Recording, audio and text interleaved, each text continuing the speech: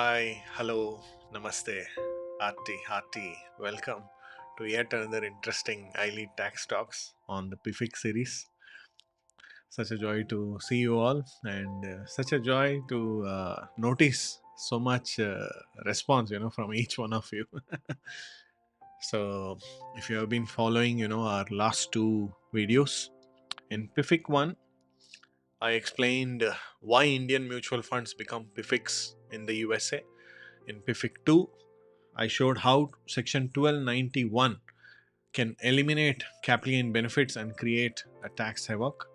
Now, in this final chapter, or probably I may be coming up, with more sessions in case any queries that you may have related to PFIC are not addressed.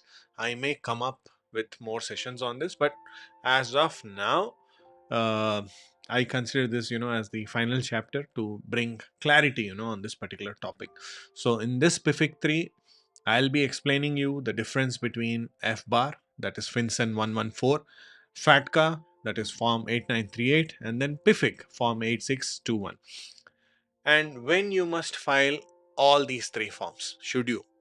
The small PFIC reporting exception and its limits, what to do if you never filed these forms in the previous years, and what is this mark to market election, an overview on that, then strategic redemption planning before selling, why timing and phased sale matter.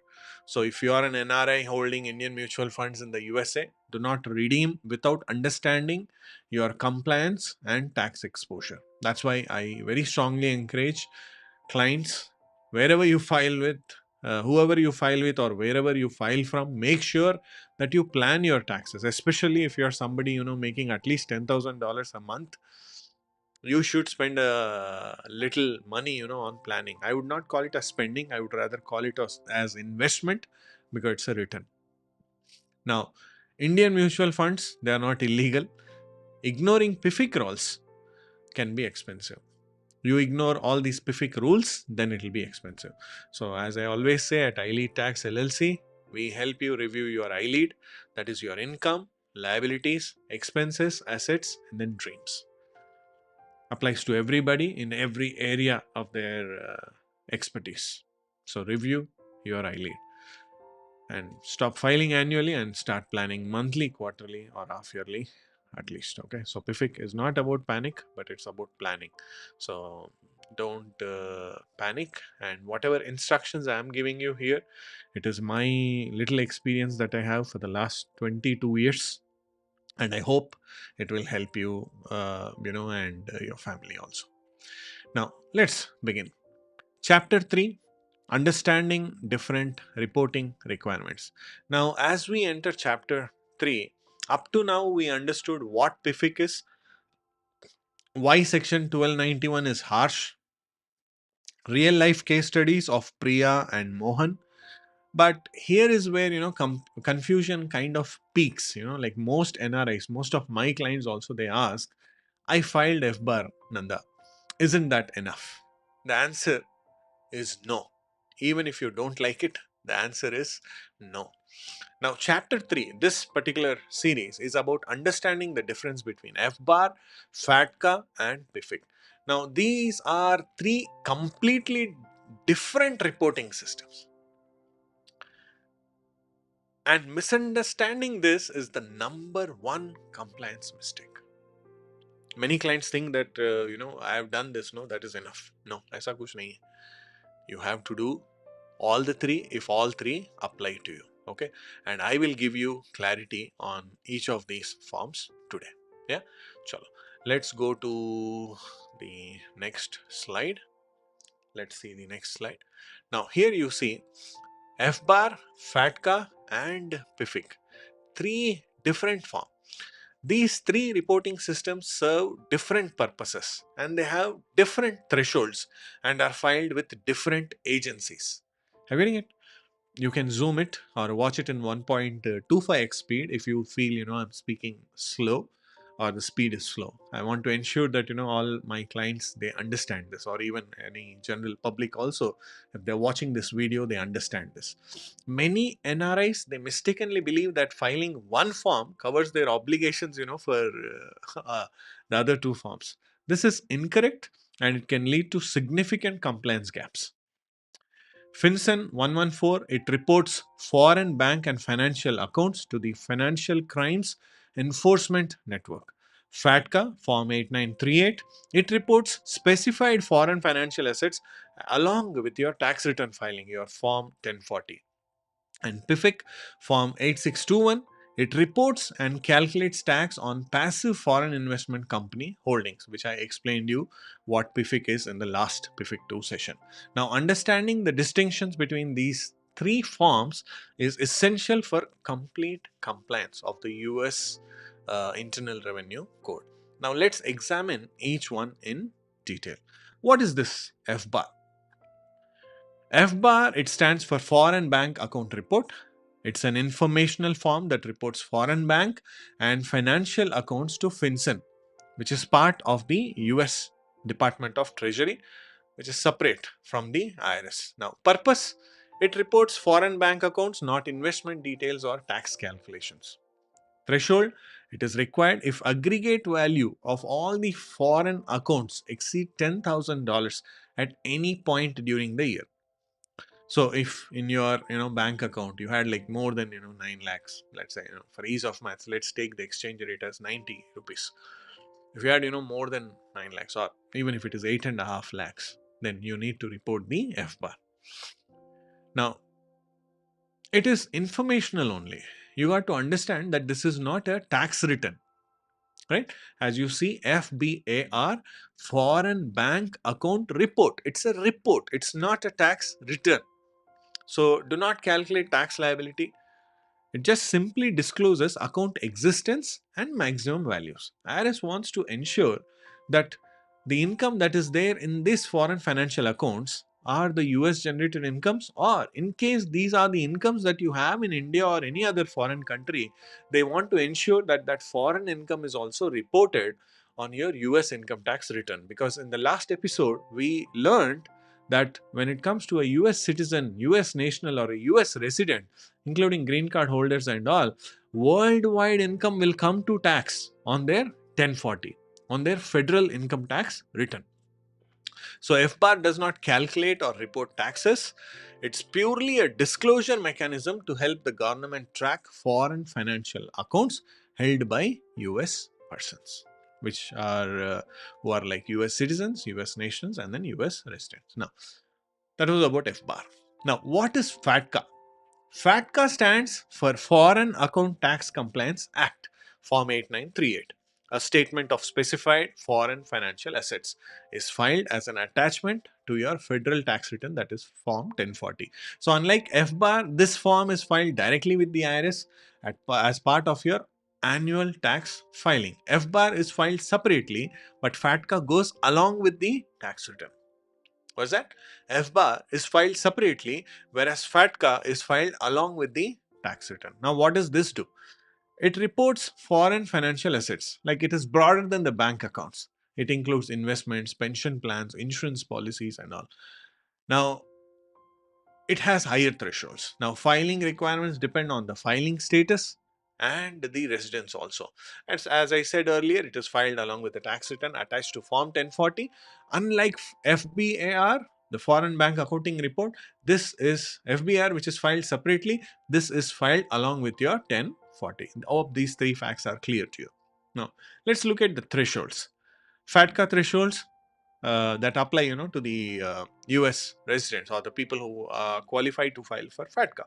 Now, if you are using a single or a married filing separately filing status, then if you had 50,000 on last day of the year, I mean at least 50,000 or at least 75,000 at any time during the year, then you will have to file this FATCA.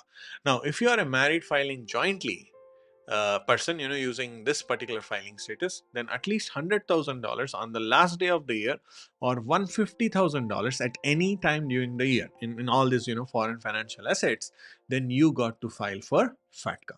Now, Form 8938 is also informational. It does not directly calculate tax. However, it requires you to report income generated by these assets, which links to your overall tax calculation. Now, you may have, bank accounts in India. It could be FD, it could be a regular savings account also, whatever. Even dividends, foreign dividends and all. Now, IRS wants to know: are you reporting all this?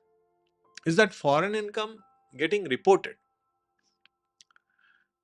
Even if you have rental income from India, that needs to be reported. Of course, you can claim depreciation on that foreign property, and also if you are paying taxes in India for that rental income, whatever tax you paid in India, that also can be claimed as a foreign tax credit here. Anyways, I'm not talking about the real estate property here. I'm talking about the foreign financial assets. Next, what is PFIC? PFIC, passive foreign investment companies. It's filed, this report is filed on Form 8621. It is fundamentally different from FBAR and FATCA because it actually calculates tax liability. PFIC calculates tax liability. This is not merely an informational disclosure form, it is a tax computation that determines how much you owe on your PFIC holdings, passive foreign investment company holdings. Now, what does this PFIC do? The first thing is, it reports PFIC ownership. It specifically tracks ownership in foreign mutual funds and similar foreign investment companies, the passive foreign investment companies. Next one, it calculates tax under special rules. It may apply Section 1291, QEF, or MTM election rules to compute your actual tax liability. I'll tell you, what are those elections and all. It is filed with Form 1040 attached to your tax return. Separate form required for each PFIC investment. So for each type of PFIC, you need a separate form. Next, may require annual filing. Depending on the elections made and investment value, you may need to file every year, even without sales. Underline that in your mind. Even without sales. Nandaji, I have not sold my mutual funds. I just held them. That just held them, you still have to report it and make suitable elections. Form 8621 is the critical tax impact form. While FBAR and FATCA tell the government what you have, FBAR and FATCA tell the IRS what you have. Form 8621 tells the IRS how much tax you owe. Is that clear? How much tax you owe. Now, the question arises, do I need to file all these three forms? I think this is perhaps the most frequently asked question, by my clients also, to our agents, to our team members. If I'm already filing FBAR, do I really need to file FATCA and PFIC forms too? They feel, like we are just adding an invoice element. Some, very few. They feel like, the accountant is adding, some invoice element. Now, today you have so many AI tools, and also whatever content I'm sharing with you, you can always, check in, ChatGPT or Gemini, Perplexity, whatever is your favorite tool. If you have a paid version, check. The answer is usually yes, because these forms serve completely different functions and one does not substitute for the other. Here's the critical point. As I said earlier, also, filing one form does not exempt you from filing the other two forms. Each has independent requirements, separate filing locations, and distinct purposes. If you hold Indian mutual funds with meaningful value, like that aggregate value, what we discussed and what we are going to discuss, the threshold limits and all, you likely need to file all these three forms every year, even without selling these foreign financial assets. Now, important PFIC reporting exception. What is this? There is one significant exception to annual PFIC reporting that many NRIs, can utilize. But it's important to understand its limitations. This exception applies to smaller PFIC holdings and can reduce your annual filing burden also. What is this? You're feeling, am I going to, fall into this category, so that I can get rid of this PFIC requirement? I wish you all the best. Now, annual PFIC reporting may not be required if you meet all of the following conditions. What is that? If the total value of all PFIC investments that you have are less than or equal to $25,000, let's say $50,000 if it is married filing jointly at the year end, then the exception applies to you. Okay? If the value of your PFIC investments is less than that, then you need not file for that. Next, no distribution. If you receive no distributions, means dividends, no capital gains from any PFIC during the year, then also you need not report this. Next, no disposition. You did not sell, exchange, or otherwise dispose of any PFIC shares during the year. Arey, but Nandaji, that's what you said, a while ago, that even if you are not selling it, you must still, file for PFIC. Wait, I'm not yet done. You can choose this exception. You can choose this exception. Let's see the critical warning here. This exception disappears the moment you sell any PFIC shares or receive any distribution.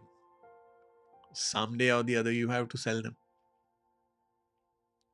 In the year of sale, you must file Form 8621 regardless of the holding value. And then the Section 1291 default rules, harsh tax, will apply if you haven't made an election, whether it is QEF or MTM. Even if you qualify for the exception, you may still need to file FBAR and FATCA forms based on their separate threshold limits. Is that clear? Let's see. What if you never filed these forms? What if you never filed this? I mean, I think yesterday we were talking about one of our clients, no? Mr. Mohan. He was in the US. He never filed it. See, earlier, maybe, things were all fine in the US, especially, with the Indian audience and all. But now we at iLead very strongly recommend to ensure that you are compliant from every angle. You getting it? Things have changed now. The immigration rules or the tax guidelines. Trump has come up with the new OBA Act, One Big Beautiful Bill Act. Even the TCJA, Tax Cuts and Jobs Act, has been amended. And most of the policies are standardized. And many financial accounts, of the NRIs are being audited. Anyways, I don't want to scare you, but I'm just trying to tell you to ensure that you stay compliant. Even not staying compliant is absolutely your choice. Yeah, but as long as you are in the US, as long as you're filing, the tax returns and you hold these foreign financial assets in India or outside of US, please take care of this specific requirement. No, I don't care, if I have to pay tax, when I sell the mutual funds, absolutely fine.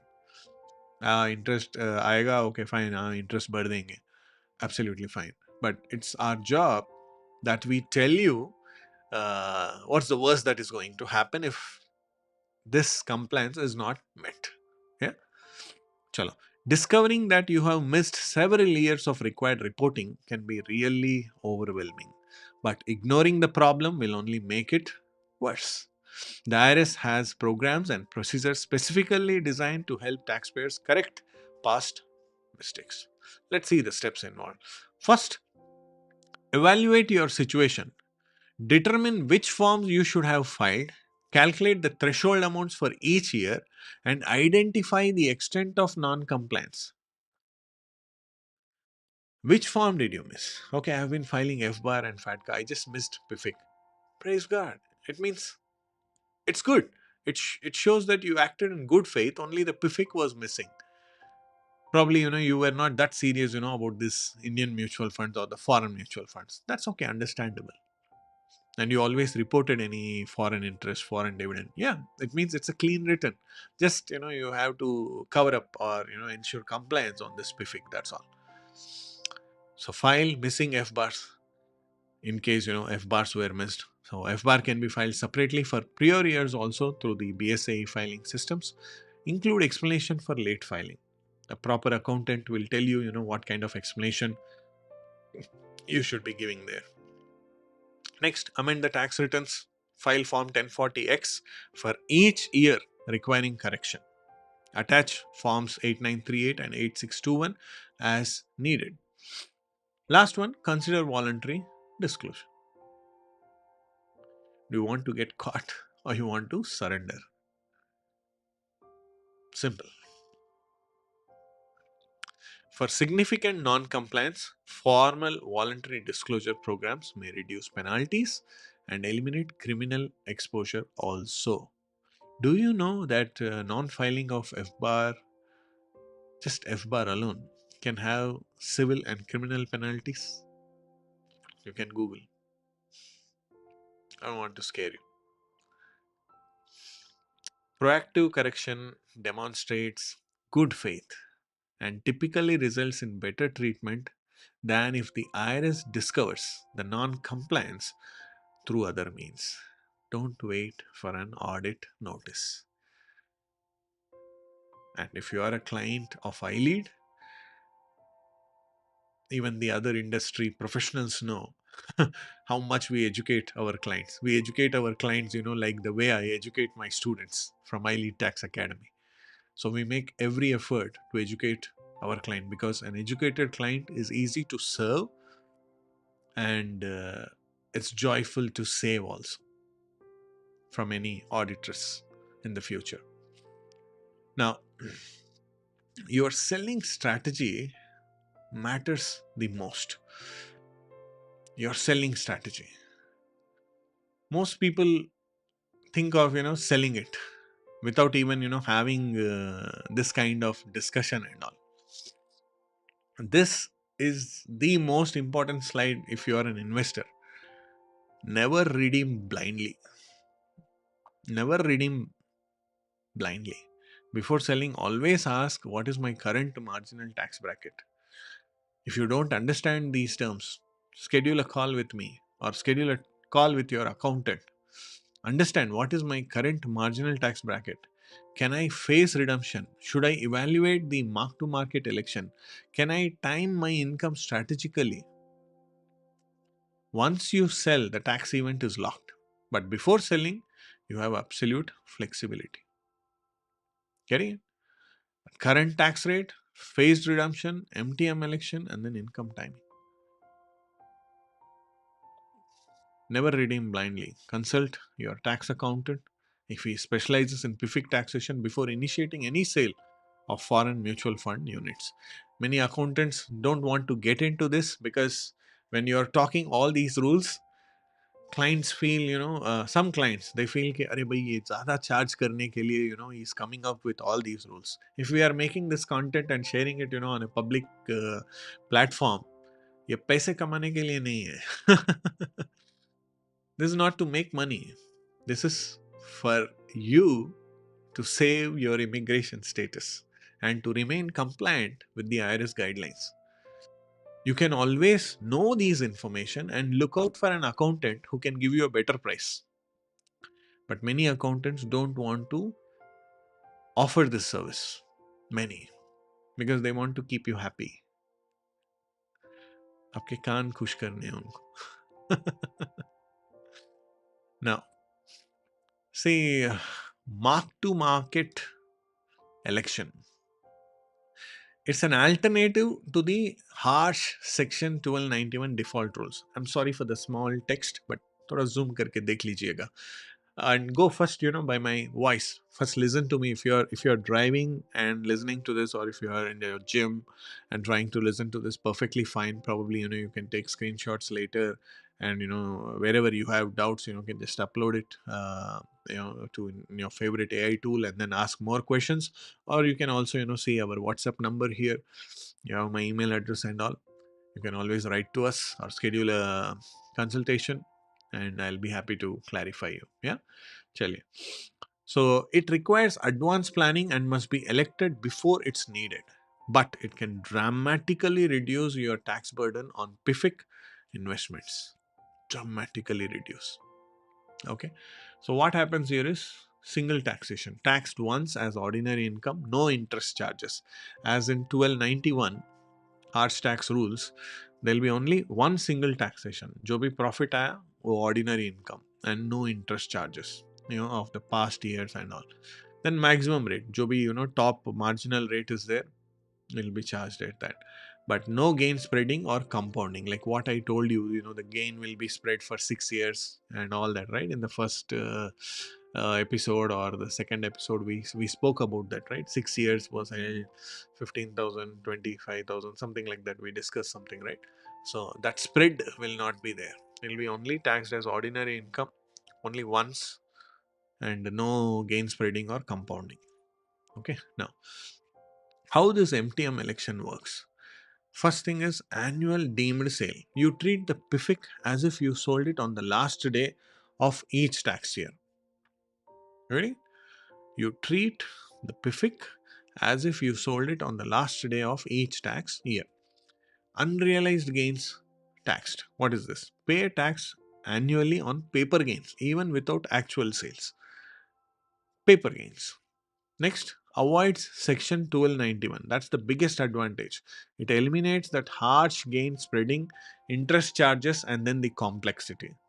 Next one, loss benefits. It can recognize losses against other ordinary income.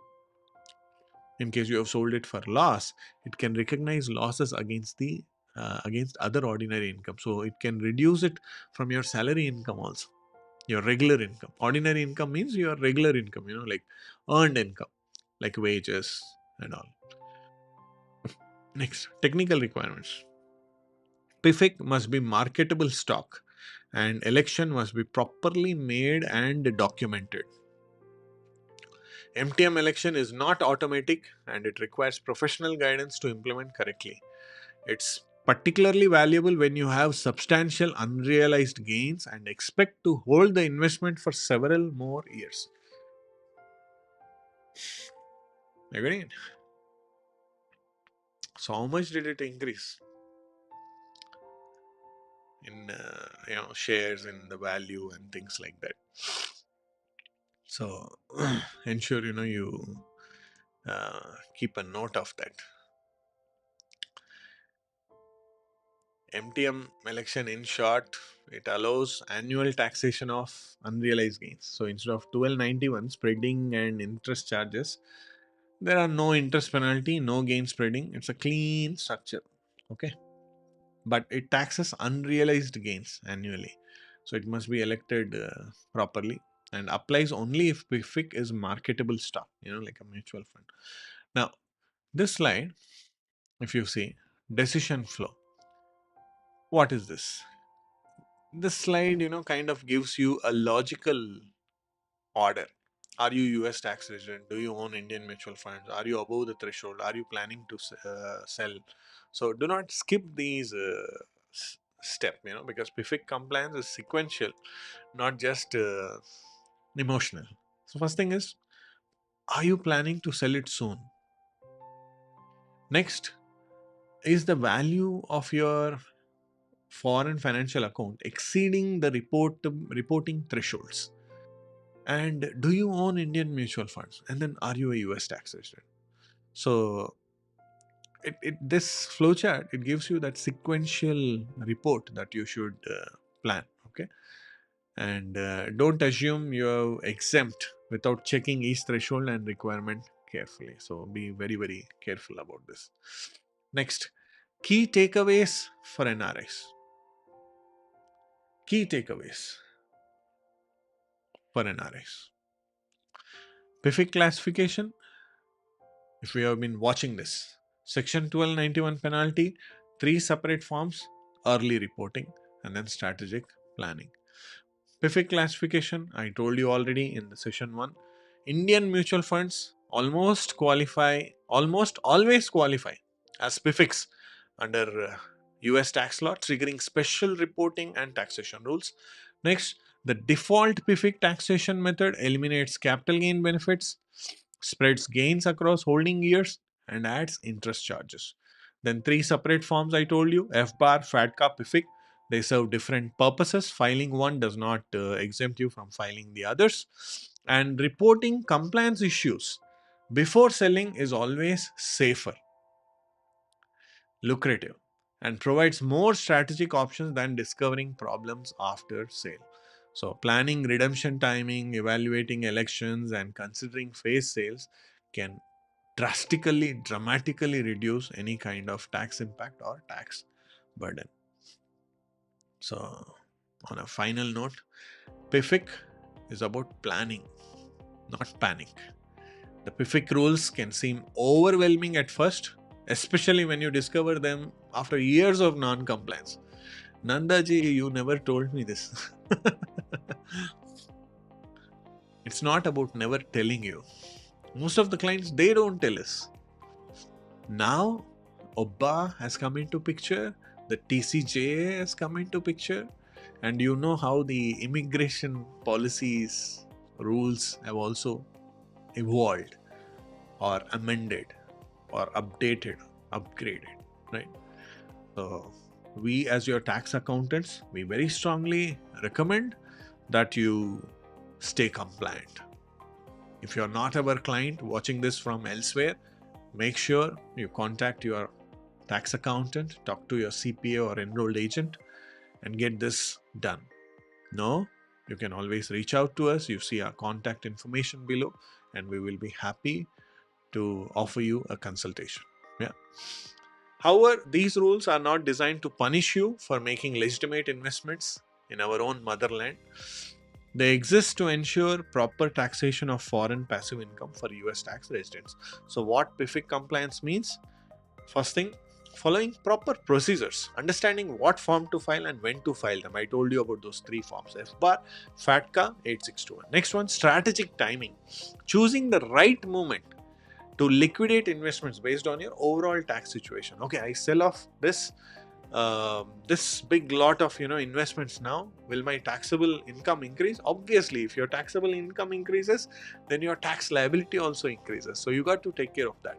Next one, thoughtful strategy, evaluating elections and reduction approaches to minimize tax burden. What elections should be done? You talk to the accountant. Next, avoiding surprises. Of course, I would say shocks. Knowing your tax liability before you redeem is better than not discovering it later. That's a pain.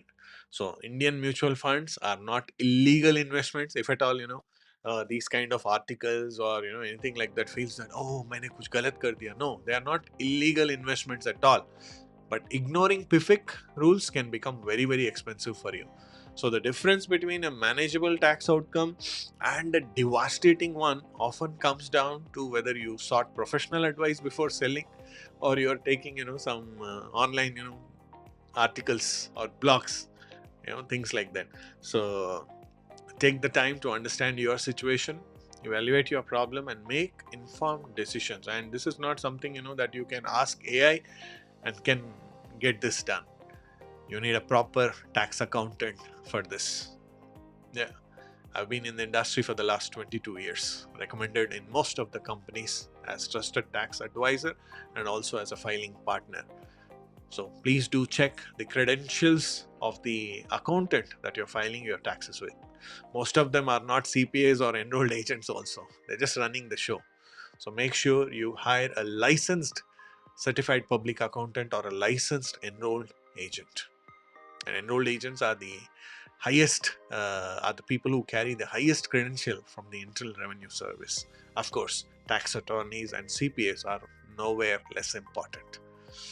So, if you are holding Indian mutual funds and are uncertain about your reporting requirements, redemption strategy, or how to correct your past non-compliance and all, professional tax advice specializing in PFIC matters is highly essential. People may file 1040, but PFIC, it needs that professional tax advice.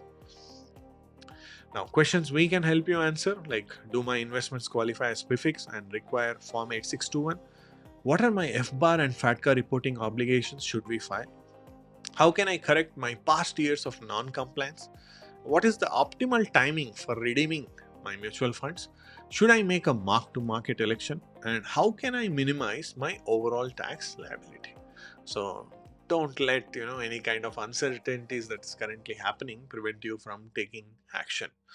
The sooner you address the PFIC compliance, the more options you will have. Don't go by opinion of friends or colleagues. We have been there in the US from so and so time. There's nothing like this. I mean, people have been in the US for a long time, but the way things are now happening, they have not seen it in the earlier years. So we at iLead, we specialize in helping NRIs navigate the complex cross-border taxes, especially according to the US and Indian tax laws, with definite expertise in PFIC reporting, FBAR compliance, and strategic international tax planning. So you can reach out to us by email, write to me, asknanda@ileadtax.com, or you can call our office, WhatsApp us on +1 234 444 5323, or schedule an appointment via Calendly. You will see that in the description. And as I always say, don't just blindly file your taxes. Plan your taxes. And planning whether you do it annually, half-yearly, quarterly, that choice is purely up to you. But I always suggest review your iLead. That you can do it as a couple or you just as an individual. Your income, your liabilities, your expenses, your assets, and your dreams. We all have a dream. And to make that dream manifest, we need to be compliant, and we have to ensure that we follow the guidelines of the IRS, right? So if you need any further help, please feel free to reach me or my team, and we will be more than happy to assist you. Take care. We love to serve you. We are just a call or email or a message away. See you soon in the next iLead Tax Talks. Have a wonderful evening. Bye-bye.